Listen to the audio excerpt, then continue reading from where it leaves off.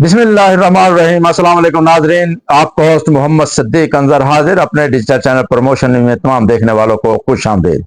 नाजरीन, हालात इंतहाई कशीदगी इख्तियार कर गए हैं और वफाकी दारुल हुकूमत इस्लामाबाद को पाक फौज के हवाले कर दिया गया है और इसके साथ साथ हालात की कशीदगी को मद्देनजर रखते हुए वजीर आजम पाकिस्तान ने ऑल पार्टीज कॉन्फ्रेंस तलब कर ली है। हालात इंतहाई कशीदगी की तरफ जा रहे हैं। नाजरीन, अब क्या होगा मुल्क में? पहले एक ऐसी सूरत हाल थी और उसके साथ साथ अब एक नई सूरत हाल का सामना अवाम को और पाकिस्तान को करना पड़ रहा है। अब क्या होगा, इस हवाले से हम आपको अपने आज के व्लॉग में बताएंगे। और आज की जो ताज़ा तरीन सूरत हाल थी इस्लामाबाद की, वो क्या हुआ, पीटीआई के ने कैसे इन हालात को मजीद खराब करने की तरफ अपना जो उनका वर्क था उसे कैसे मुकम्मल किया। वो अपना एहतजाज रिकॉर्ड कराना चाहते थे कि वाकई वो रिकॉर्ड उनका स्टैंड बाई हुआ और रिकॉर्ड जो था वो हुआ या नहीं उनका एहतजाज। नाज़रीन, सब चीजों के बारे में हम आपको बताएंगे। और जैसा कि हम आपसे पहले रिक्वेस्ट करते हैं कि इस्लामाबाद की ताज़ा तरीन खबरों और तज्जियों से आगाह रहने के लिए हमारा डिजिटल चैनल प्रमोशन न्यूज को अगर आपने सब्सक्राइब नहीं किया तो काइंडली इसको सब्सक्राइब कीजिएगा और हमारे अगर वीडियो पसंद आए तो इसे लाइक और शेयर भी जरूर कीजिएगा।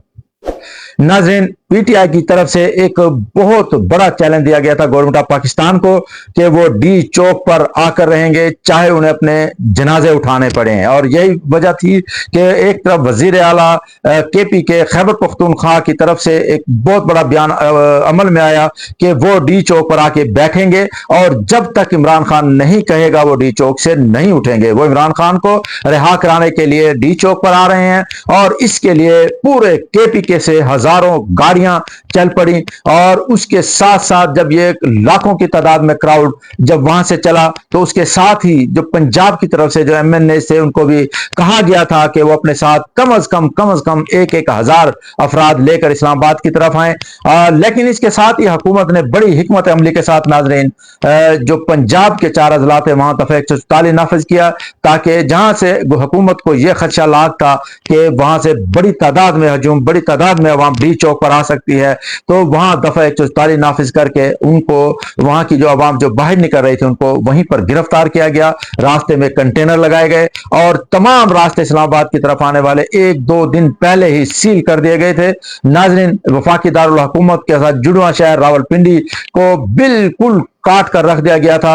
और जो एक उससे ज्यादा खतरनाक जो चीज देखने में आई, पहली मर्तबा मोटरवे को उखाड़ दिया गया और वहां पर कीलें नोकीले जो कीलें थी वो वहां पर लगा दी जाए कि किसी भी तरीके से जो केपीके से बिलखसूस, क्योंकि वजीर आला और वहां की हुकूमत के अंदर ये पूरा एहतजाज हो रहा था, वहां की आवाम इस्लामाबाद डी चौक पर ना पहुंच सके।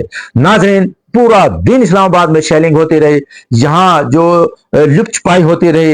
एक तरफ जो पीटीआई के कारकुन निकलते थे टोलियों में डी चौक की तरफ, डी चौक पर हजारों की तादाद में बैठे हुए जो फोर्सेस के एहलकार थे वो उन पर शेलिंग भी करते थे, उनको गिरफ्तार भी किया जाता रहा पूरा दिन। लेकिन आवाम उधर आती रही, हालात इंतहाई कशीदगी की तरफ जाते रहे। पूरा शहर सील होने के बावजूद कंट्रोल ना कर सकी इंतजामिया। वजीर दाखिला ने भी सुबह प्रेस कॉन्फ्रेंस की थी जिसमें उन्होंने कहा था कि वो किसी सूरत भी यहां पर धरना नहीं देने देंगे। जिसके बाद पुलिस, रेंजर, एफसी और तमाम जो खुफिया जो एजेंसियां थी उनसे भी मुआवनत हासिल की गई और यहां पर पीटीआई को कहा गया कि वो किसी सूरत ना पहुंचने पाए। लेकिन इसके बावजूद शेलिंग होती रही और गिरफ्तारियां भी होती रहीं और रबड़ की गोलियां भी चलाई जाती रहीं। और उसके साथ साथ जो एक सुनामी जो था केपीके से वो इस्लामाबाद की तरफ दाखिल होने जा रहा था कि हुकूमत की तरफ से एक नोटिफिकेशन आ गया, फौज तलब कर ली गई है। और ये चीफ कमिश्नर इस्लामाबाद की तरफ से रिक्वेस्ट पर ये फौज तलब की गई। और इस जो लेटर जारी किया गया ये एक कहा गया कि 5 से 17 अक्टूबर तक पाक फौज के हवाले इस्लामाबाद रहेगा।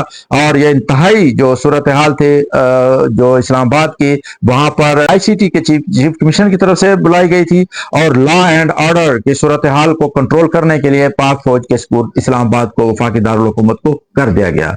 नाजरीन, इसके साथ हमने पहले भी आपको बताया था कि इस्लामाबाद में शंघाई तामन तंजीम کا اہم اجلاس ہونے جا رہا ہے، جس میں چائنا کے وزیر اعظم سمیت 17 ممالک کے جو سربراہان ہیں وہ اس میں شرکت کریں گے، اور انڈیا کے وزیر خارجہ نے بھی آج کہا یہ جا رہا ہے کہ انہوں نے کنفرم کر دیا کہ وہ بھی آج یہ یہاں پر اسلام آباد میں ہونے والے شنگھائی تعاون تنظیم کے اجلاس میں شرکت کریں گے۔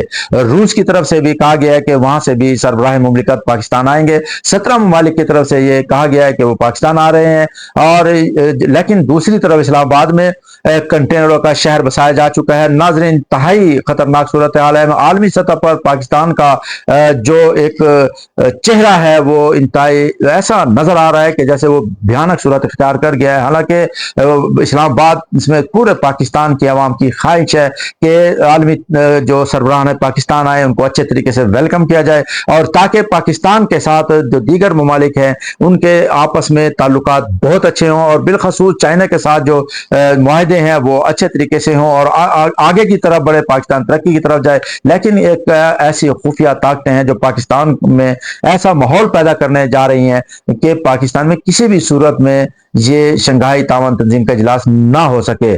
لیکن پاکستان حکومت پاکستان اور ریاستی اداروں نے یہ عہد کیا ہے کہ وہ اسلام آباد میں یہ ہوگا، اجلاس ہوگا شنگھائی تعاون تنظیم کا، اور انشاءاللہ تمام امن و سکون کے ساتھ یہ اجلاس ہوگا، اور ان کو جتنے بھی سربراہان مملکت آئیں گے، جتنے ممالک کی طرف سے جو افراد آئیں گے، وہ ضرور ان کو تحفظ بھی دیا جائے گا، اور ان کو ان کے ساتھ بہت مہمان نوازی کی جائے گی۔ ناظرین، شنگھائی تعاون تنظیم کے لیے یہ پاک فوج کے حوالے اسلام آباد کو کیا گیا ہے، اور ساتھ ہی جو پولیٹیکل حالات ہے پاکستان کے اس کو سدھارنے کے لیے وزیر اعظم پاکستان میاں شہباز شریف نے آل پارٹیز کانفرنس بلانے کا کہا ہے۔ یہ آل پارٹیز کانفرنس میں تمام اپوزیشن اور حکومتی جو جماعتوں کے رہنماؤں کو خطاب کی دعوت دی جائے گی۔ اسلام آباد کی تازہ ترین صورتحال سے ناظرین ہم آپ کو آگاہ کرتے رہیں گے۔ اپنے ہوسٹ صدیق انظر کو اجازت دیجیے۔ اللہ حافظ۔